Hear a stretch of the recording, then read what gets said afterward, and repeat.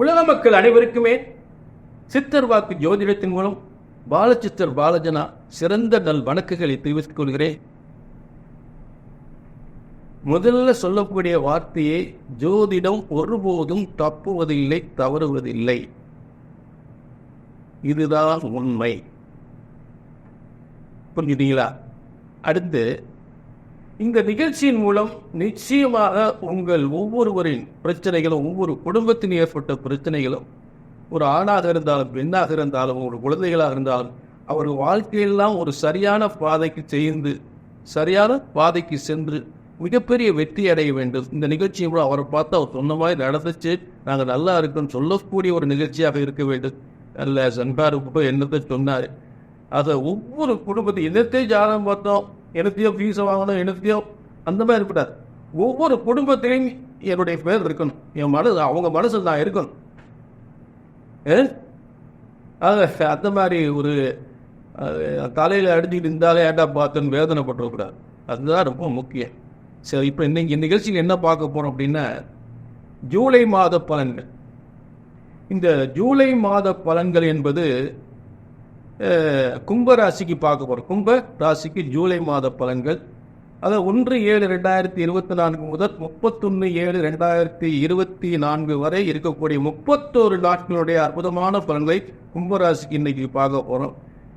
சரி, இப்போ பொதுவாக இந்த நிகழ்ச்சியில் உங்களுக்கு ஏற்பட்ட பிரச்சனையை பற்றி தான் பேசிகிட்டு இருக்கேன். உங்களுடைய பிரச்சனைகள் என்ன, பொதுவாக என்ன, மனுஷனுக்கு என்னங்க வேணும்? நல்ல தொழில் வியாபாரம் நல்லா இருக்கணும். ஏங்க திரும்ப திரும்ப எனக்கு தொழில் பாதிக்குது, வருமானம் இல்லை, முன்னேற்றம் இல்லை, கடனாலே ஆகிட்டு இருக்கேன் அப்படின்றது பிரச்சனை. அதுக்கு என்ன பண்ணலாம் அப்படின்றது அந்த நிகழ்ச்சி ஒரு முக்கியமான விஷயம். அதுக்கு என்ன பண்ணலாம்? அடுத்து, நல்ல வேலை. பையனுக்கு நல்ல வேலை கிடைக்க மாட்டேங்குது, அரசாங்க வேலை கிடைக்கும். முக்கியமாக அரசாங்க வேலை கிடைக்குமா? நல்ல வேலை எப்போ கிடைக்கும்? அடுத்து, இந்த அரசியல் இருப்பவங்களுக்கு நல்ல முன்னேற்றம் ஏற்படுமா? இந்த அரசியல் எப்படாவது இருப்பாங்க, அந்த அரசியல் முன்னேற்றம் இல்லாமல் இருக்கும். அரசியல் முன்னேற்றம் இருக்கா? இல்லை அரசாங்கத்தில் இருக்கக்கூடியவர்களுக்கு ஒரு அரசாங்க உயர் பதவி தடைப்பட்டுக்கிட்டே இருக்கும். அவங்களுக்கு வர வேண்டிய பதவி ஒரு முக்கியமான ஒரு நபரால் அந்த பதவி தடுக்கப்பட்டது. அந்த பதவி எப்படா கிடைக்குன்னு காத்துக்கிட்டு இருப்பாங்க. அதுக்கு நிறைய தடைகள் இருக்கும். அரசாங்கத்தின் உயர் பதவி எப்போ கிடைக்கும்? அதில் முன்னேற்றங்கள் எப்போ கிடைக்கும்? ஒரு முக்கியமான போஸ்டிங்காக எதிர்பார்த்துக்கிட்டு இருப்பாங்க. அதுக்கு ஏதோ ஒரு தடைகள் வந்துக்கிட்டு இருக்கும். நல்ல திறமையான மனிதனுக்கு ஏதோ ஒரு சோதனை. சரி, இப்படிப்பட்ட பிரச்சனைகள், அரசியல் பிரச்சனைகள்.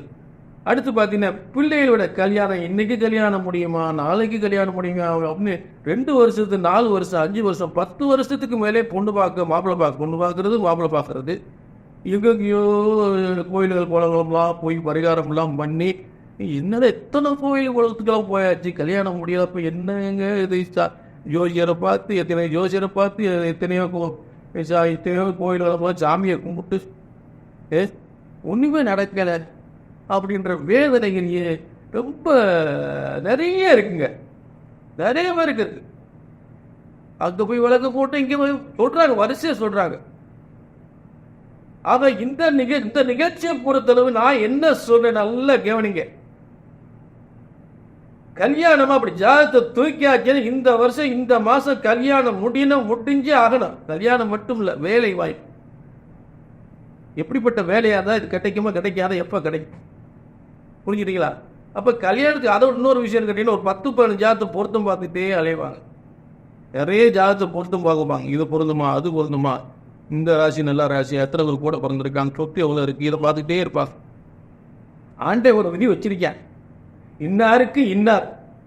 அதைத்தான் நான் சொல்ல போறேன். இந்த வருஷம் இந்த மாசம் இந்த ராசிக்கு இந்த ராசி தான் முடியும். நீ என்னத்தை பார்த்தாலும் சரி, எத்தனை பொருத்தம் பார்த்தாலும், எத்தனையோ ஜாதத்தை பார்த்தாலும், இந்த ராசிக்கு இந்த ராசி தான் முடியும்னா அதுதான் முடியும். அதுதான் இந்த சித்தர் வாக்கு ஜோதிடத்து மிகப்பெரிய சிறப்பு.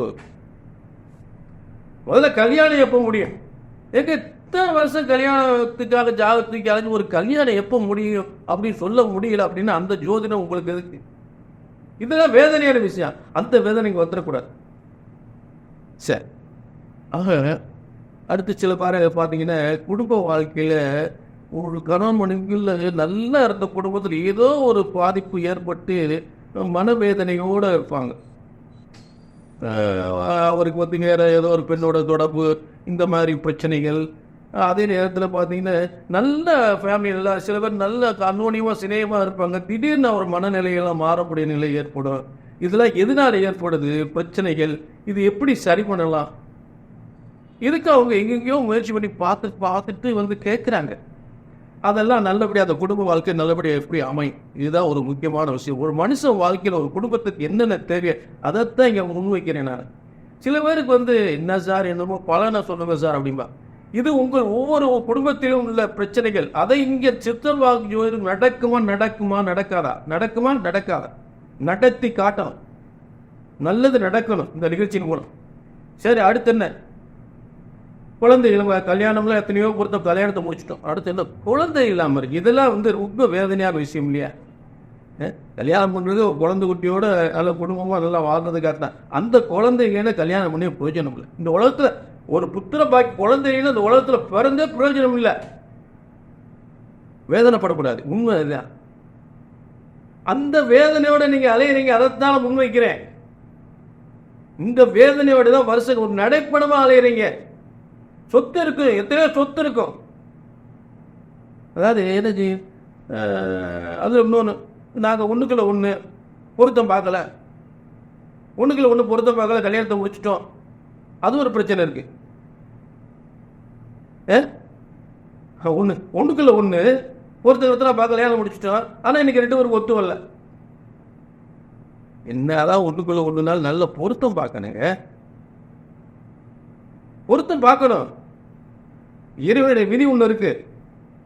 பொருத்தம்னா தினம் கண்ணம் ரஜினா 2 நிமிஷம் பார்க்காதீங்க, அது வேற இது வேற, நான் பார்க்கறது வேற. வாழ்க்கை முழுவதும் 2 கட்டங்கள், 2 வேறு ஜாதகத்தில் கட்டங்கள் எந்த அளவுக்கு ஒத்துழைப்பு இருக்கு. கட்டங்கள் காலத்தை கலகம் இல்லாமல் கடத்துமா? கட்டங்கள் இருவரின் காலத்தை கலகங்கள் இல்லாம கலக்கங்கள் இல்லாமல் கடத்துமா? தினப்பொருத்தம் கணப்பொருத்தம் கிடையாது. இதை முதல்ல புரிஞ்சுங்க, சரிங்களா? சரி, அடுத்து சொந்த வீடு பிரச்சனைகள், சொத்து பிரச்சனை. சொந்த வீடு எப்போ கிடைக்கும்? சொந்த வீடு வாங்க முடியுமா? அடுத்து பிள்ளையோட முக்கியமான காதல் பிரச்சனைங்க. இந்த காதல் பிரச்சனை தாய் தகப்பனார் பாடு எனக்கு பெரிய பாடு. இது நான் நிறைய ஜாதகங்களை பார்த்துட்டேன். அந்த பையன் ஜாதகம், காதல் பண்ணுற அந்த பையனுடைய ஜாதகம் வந்து நல்லா இருந்தால் தைரியம் முடியுங்கன்னு சொல்லியிருக்கேன். அதே நேரத்தில் சில ஜாதகங்கள் பாதிப்பாக இருக்கும், முடிக்காதீங்கன்னு. என் பையனுடைய ஒரு குணாதிசயங்கள் அதை ஜாதகத்தை பார்க்கும்போது அவனுக்கு வந்து 2 தாரம் 3 தாரம் இல்லாட்டி வேறு மாதிரி பிரச்சனைகள்லாம் கணவன் மணி பிரிவினை ஏற்படுவதற்கான வாய்ப்புகள் கொடுக்கும். அது கண்டுபிடிச்சிடலாம், வேண்டாங்க சரி வராதுங்கன்றோம். ஆரம்பத்திலே அட்டிக்கு சொல்லலாம், இது சரி வராது. ஆனால் என்ன, இன்னைக்கு கண்மூடிட்டாங்க. அதாவது காதலுக்கு கண்ணில் என்ற மாதிரி கண்ணை மூடிட்டு ஏதோ பண்ணிட்டாங்க, நாங்கள் இன்னைக்கு வந்து ரொம்ப கஷ்டப்படுறோம் அப்படிம்பாங்க. ஏதோ ஆகிப்போச்சு, லவ் மேரேஜ் தான், ஆனால் இன்னைக்கு பெரிய பிரச்சனையாக இருக்குது, நாங்கள் லவ் பண்ணி தான் கல்யாணம் பண்ணோம், இன்னைக்கு எவ்வளோ பிரச்சனையை சந்திச்சுட்டு இருக்கோம் அப்படிம்பாங்க. சரி, இதெல்லாம் நல்லது நடக்கிறதுக்காக தான் அந்த விளக்கம் கொடுத்துக்கிட்டு இருக்கேன். அதை விட பார்த்தீங்க, ரொம்ப பேருக்கு பணம் இருப்போம், ரொம்ப இடத்துல வராமல் இருக்கும்பாங்க. நிறைய பணம் வரணுங்க, வராமல் இருக்குது, கொடுத்த பணம் வராமல் இருக்குது, ஏமாற்றிட்டாங்க, இதெல்லாம் எப்போ வரும்? இப்படிப்பட்ட பிரச்சனைகளுக்கு எங்கெங்கேயோ ஜாதகத்தை பார்த்து அலைஞ்சு தெரிஞ்சு வேதனைப்பட்டு இங்கே போனால் சரியாகுமா, அங்கே போனால் சரியாகுமா அப்படின்னு வேதனைப்பட்டு பிறகு எங்கேயும் வந்து சரியாகலைன்னு வந்துடுறாரு. என்ன பொறுத்த ஒரு காரியம் நடக்குமா நடக்காத, வெட்டு 1 துண்டு 2. ஒரு முறை இப்போ ஜாதகத்தில் திரும்ப சொல்றேன், ஜோதிடம் ஒருபோதும் தப்புவதில்லை, தவறுவதில்லை. ஏனென்றால் பிரம்ம வேதத்தால் இறைவனால் உருவாக்கப்பட்ட ஜோதிட சாஸ்திரம். ஜோதிடம் ஒருபோதும் தப்புவதில்லை, தவறுவதை சரியாக கணித்தால் சரியாக நடக்கும் என்ற உறுதி உத்தரவாதத்தோடு இப்போ ஜூலை மாத பலன்கள் ரொம்ப உங்களுக்கு பலன்களுக்கு போகாமல் இந்த விளக்கம் கொடுக்குறேன்னு, அதுக்கு நீங்கள் அவ்வளோ கஷ்டப்படுறீங்கன்னு அர்த்தம். இதை சிலர் வந்து என்ன சார் பலனை சொல்லுங்கள், பலனுக்கு வந்துட்டேன். சரி, இப்போ ஜூலை மாத பலன்கள் அது பார்த்தீங்கன்னா 1/7/2024 முதல் 31/7/2024 வரை கும்பராசிக்குரிய கிரக அமைப்புகளை பார்ப்போம். முதல்ல கும்பராசியிலே சனி. அதாவது எப்பவுமே ஒரு லக்னமாக இருந்தாலும் ராசியாக இருந்தாலும் அந்த லக்னத்துக்கு அதிபதியும் ராசிக்கு அதிபதியும் வலிமையாக இருந்துட்டாலே அந்த கால அவருடைய வாழ்க்கை சிறப்பாக இருக்கும் என்பது ஒரு முக்கியமான விஷயம். அப்போ லக்னாதிபதி ராசியாதிபதியும் சரி இல்லைன்னா திணறல்கள், நிறைய பிரச்சனைகள் வரும். அப்ப இங்க கும்பராசியை பொறுத்தளவு ஒரு முன்னேற்றங்கள், அடுத்தடுத்து முன்னேற்றங்கள், மிகப்பெரிய சாதனைகள், தொழில் வெற்றிகள், வருமான வெற்றிகள், வருமானங்கள் அதிகப்படுதல், தொழில் முன்னேற்றங்கள், ஏற்கனவே முடக்கப்பட்ட தொழிலாம் முன்னேற்றமாக விறுவிறுவரு ஓய்வில்லாத தொழில்கள், ஓய்வே ரெஸ்டே இருக்காது, அந்த அளவுக்கு நிறைய வேலை தொழில்கள் ஓடும், நல்ல முன்னேற்றம் கிடைக்கும். சரி, தனுஷ், அதாவது அடுத்து 2ஆம் இடத்தில் ராகு இருப்பதால் எந்த ஒன்றும் இல்லை, தேவையில்லாத குடும்பத்தில் சிலருக்கு தேவையில்லாத ஒரு பிரச்சனைகள், மற்றவர்களால் தேவையில்லாத பிரச்சனைகள் ஏற்படும். புரிஞ்சுட்டீங்களா? ராகு தனஸ்தானத்தில் இருக்கும் பொழுது சிலர் தேவையில்லாத ஒரு, அதே நேரத்தில் ராகு இப்போ குடும்பத்தை கெடுக்கக்கூடிய இடத்துல, ஏன்னா பூர்வ வீட்டில் இருக்கும்போது நல்லது நடக்கும், பெரிய பாதிப்புலாம் வராது. தெய்வ வலிமையோடு குரு இருக்கக்கூடிய, அதாவது ராகு இருக்கக்கூடிய நிலையில பெரிய பாதிப்பு வராது. சரிங்களா? அடுத்து 3ஆம் இடம், கும்பராசிக்கு 3ஆம் இடத்துல பார்த்தீங்கன்னா வெற்றி, அதாவது 3ஆம் இடத்துல செல்வம். கவனிங்க, இப்போ நீங்க ஏற்கனவே பொருளாதார பிரச்சனை எதுவும் இருந்தாலும் அது நிவர்த்தி பெறக்கூடிய ஒரு இடம். ஆக பூமி சொத்துக்களால், சகோதரர்களால், சொத்துக்களால் ஏதாவது பிரச்சனை இருந்தாலும் அது மிகப்பெரிய நல்ல ஒரு முடிவெடுத்து நல்ல அந்த சொத்துக்கெல்லாம் நல்ல பாகப்பிரிவினை ஆகி அந்த உங்களுக்கு வர வேண்டிய சொத்துக்கெல்லாம் சேரக்கூடிய ஒரு சிறந்த காலமாக அமையும் 3ஆம் இடத்தில் செவ்வாய் இருப்பது. அதே நேரத்தில் ஒரு இடமாற்றம், அதாவது அரசு உத்தியோகத்திலேயோ தனியார் உத்தியோகத்தில் இருந்தாலுமே அவங்க விரும்பின மாதிரி ஒரு இடமாற்றம், பதவி முன்னேற்றம் கிடைக்கிறதுக்கு 100% வாய்ப்பு கொடுக்கும். அடுத்து இடம், வீடு, வாசல், சொத்துக்கள் பெறுவதற்கான நல்ல யோகமான காலமாக அமையும். இந்த 3ஆம் இடத்தில் இருக்கக்கூடிய செவ்வாய் அநேகருடைய ஆதரவால் இந்த சொத்து அவருக்கு கொடுத்துருக்க இடம் கூட வேண்டாம் அப்படின்னு கூட சொல்லுவாங்க. நெருக்கி எனக்கு எந்த சொத்து, நான் எனக்கு வேண்டாம், நான் அந்த நாட்டில் இருக்கேன், அந்த ஊரில் இருக்கேன், இதை அவருக்கே கொடுத்துருங்க அப்படின்னு அந்த மாதிரி சொத்தெல்லாம் வர்றதுக்கு வாய்ப்புகள் கொடுக்கும். இது வம்ச சொத்தை ஆளக்கூடிய நிலையில் ஏற்படும். அடுத்து 4ஆம் இடத்தில் அதாவது பார்த்தீங்கன்னா இந்த 4ஆம் இடம் வலிமையாக இருக்கணும்னு ஏற்கனவே சொல்லிக்கிட்டே இருக்கேன். 4ஆம் இடத்துல குரு தனகாரகன் வலிமையாக இருக்காரு. அதாவது 4ஆம் இடத்தில் பார்த்தீங்கன்னா பொதுமக்கள் மத்தியில் வியாபாரம் செய்யக்கூடியவங்க, ஒரு பிரபலமான தொழில் நடத்துகிறவங்க, ஹோட்டல் நடத்துகிறவங்க, டெக்ஸ்டைல் நடத்துகிறவங்க, டெக்ஸ்டைல் சம்மந்தப்பட்டது, ஆடை ஆபரணம் சம்மந்தப்பட்டது, ரெடிமேட் சம்மந்தப்பட்ட கார்மெண்ட் சம்மந்தப்பட்டது, இந்த தொழில் இருக்கிற, அதேமாதிரி வாகன தொழில், டிரான்ஸ்போர்ட்டு, இந்த மாதிரி தொழில்கள்லாம் பார்த்தீங்கன்னா மருந்து கெமிக்கல் அது சம்பந்தப்பட்ட தொழிலெல்லாம் ரொம்ப சிறப்பான முறையில் நல்ல ஒரு முன்னேற்றம் பெறக்கூடிய வாய்ப்புகளில் குரு அந்த இடத்துல இருக்கிறார். புரிஞ்சுக்கிட்டீங்களா? ஆக இந்த 4ஆம் இடம் என்பது பொதுமக்கள் மத்தியில் வருமானம், தொழில், வியாபாரங்கள், முன்னேற்றங்கள் பெறக்கூடிய ஒரு சிறந்த காலமாக அமையும். இப்போ அரசாங்க பணியில் இருக்கக்கூடியவர்களுக்கு நல்ல ஒரு முன்னேற்றம், பதவி முன்னேற்றங்கள் கிடைக்கக்கூடிய வாய்ப்புகள் நிச்சயமாக உண்டு. புரிஞ்சுக்கிட்டீங்களா? அடுத்து இந்த கும்பராசிக்கு 5ஆம் இடம் என்று சொல்லக்கூடிய இடத்துல 7ஆம் அதிபதியும் 4ஆம் அதிபதியும் சேர்ந்து 5ஆம் இடத்தில் இருக்கக்கூடியது பார்த்தீங்கன்னா 2 கேந்திராதிபதிகள் ஒரு இடத்துல எங்க உட்கார்றாங்க, பூர்வ புண்ணிய ஸ்தானத்தில் உட்கார்றாங்க. 2 கேந்திராதிபதிகள், அதாவது பார்த்தீங்கன்னா 4ஆம் அதிபதி என்று ஒரு கேந்திராதிபதியும், அதே நேரத்தில் 7ஆம் அதிபதி என்று சொல்லக்கூடிய சூரியன், அது ஒரு கேந்திராதிபதி. அதாவது ஒரு ஜாதகத்தில் 1, 4, 7, 10 என்பது கேந்திரஸ்தானங்கள். அப்போ இந்த ஒரு ஜாதகம் ஒரு காலங்களில் வெற்றி அடையணும்னா 1ஆம் இடம், 4ஆம் இடம். அப்போ 1ஆம் இடத்துல கும்பராசியில் சனி இருக்கார், கும்பராசி 1ஆம் இடம், அதில் சனி இருக்கார். 4ஆம் இடத்துல குரு இருக்கிறார், அது ஒரு குரு இருக்கிறார் கேந்திர வலிமை என்று சொல்லக்கூடிய இடத்துல. அடுத்து இந்த 5ஆம் இடம் என்று பூர்வ புண்ணிய ஸ்தானம் சொல்லக்கூடிய, எதுக்குமே கொடுத்து வச்சிருக்கணும்பா போன ஜென்மத்தை அப்படின்னு சொல்றோம்ல, அப்படிப்பட்ட ஸ்தானம் தான் பூர்வ புண்ணிய ஸ்தானம். அந்த ஸ்தானத்தில் பார்த்தீங்கன்னா 4ஆம் அதிபதிக்குரிய சுக்கிரனும், அங்கே ஏற்கனவே குரு உட்கார்ந்துருக்காரு வலிமையோடு, அங்கே 4ஆம் அதிபதிக்கு சுக்கிரனும் 7ஆம் அதிபதி என்று சொல்லக்கூடிய சூரியன் 5ஆம் இடத்தில் இருப்பது நல்ல பார்த்தீங்கன்னா, அதாவது ஒரு நல்ல புகழ் பெறக்கூடிய நல்ல யோகமான காலங்கள் ஏற்படுத்துது. அதாவது சினிமா துறையில் சாதிக்கிறது, ஒரு வாகன தொழிலில் சாதிக்கிறது, ஆடை சம்பந்தப்பட்ட தொழிலில் சிறந்த முன்னேற்றம் பெறுவது, இல்லை செய்கிற முதலீடு பூரா முன்னேற்றமான காலமாக வம்சத்தின் மூலம் நம்ம வம்சமே நம்ம நல்ல தூக்கி நிப்பாட்டக்கூடிய அளவுக்கு எல்லாருடைய ஆதரவோடு சிறந்து விளங்கக்கூடிய, நிறைய சம்பாதிக்கக்கூடிய காலங்கள் ஏற்படும். வருமானங்கள் அதிகமாகவும் பேரும் புகழும் கிடைக்கக்கூடிய காலங்களாக இந்த கும்பராசிக்கு உறுதியாக அமையும். புரிஞ்சுட்டீங்களா?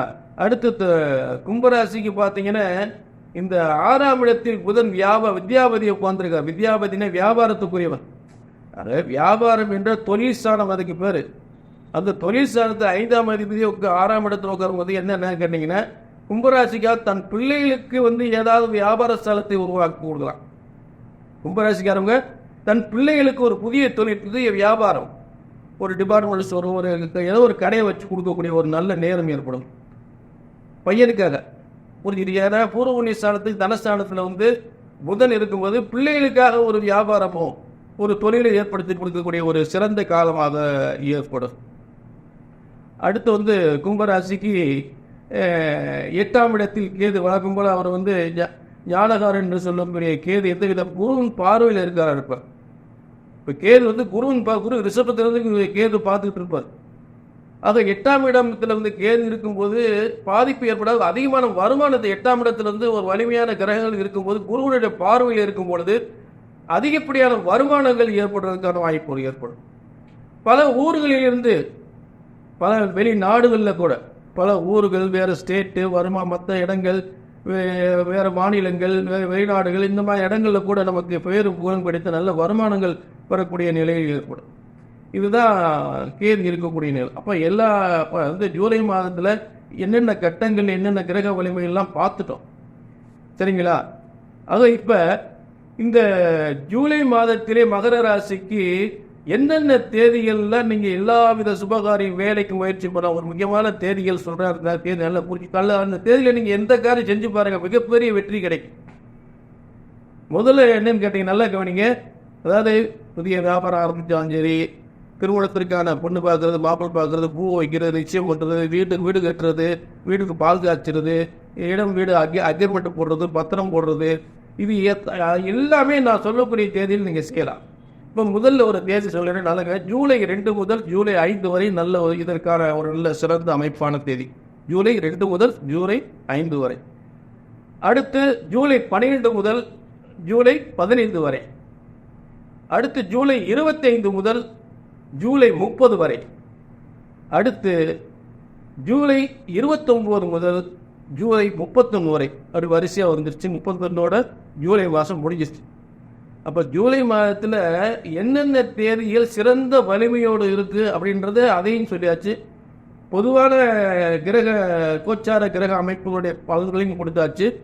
அதில் முக்கியமான தேதிகள் சிறந்து விளங்கக்கூடிய தேதிகளாக அதையும் உங்களுக்கு கொடுத்தாச்சு. இந்த தேதிகளில் நல்ல நீங்கள் ஒரு எந்த முயற்சியும் செய்து நல்ல முன்னேற்றம் பெறலாம். அந்தந்த தேதிகளில் எந்த காரியம்னாலும் அந்த தேதிகள் நடத்தலாம். அந்த காரியத்தை ஈடுபட்டு மிகப்பெரிய வெற்றி அடையலாம், சரிங்களா? ஆக நான் சொல்லக்கூடிய பலன் கும்பராசிக்கு எதுவுமே சரியாக வரல, சரியாக நடக்கலை அப்படின்னா கண்டிப்பாக உங்கள் தனிப்பட்ட ஜாதகம் சரியில்லை. நிறைய நல்லதாக சொல்லியிருக்கீங்க, ஆனால் ஏங்க எங்களுக்கு நடக்க மாட்டீங்கன்னே தெரியலங்க. என்ன பாவம் செஞ்சேன்னு தெரியல.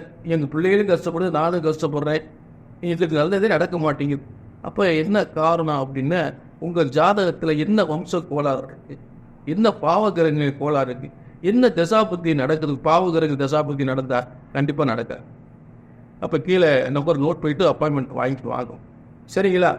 திரும்ப நான் என்ன சொல்கிறேன் அப்படின்னா, ஒரு கண்டிப்பாக ஜோதிடம் என்பது ஜோதிடம் ஒருபோதும் தப்புவதில்லை, தவறுவதில்லை.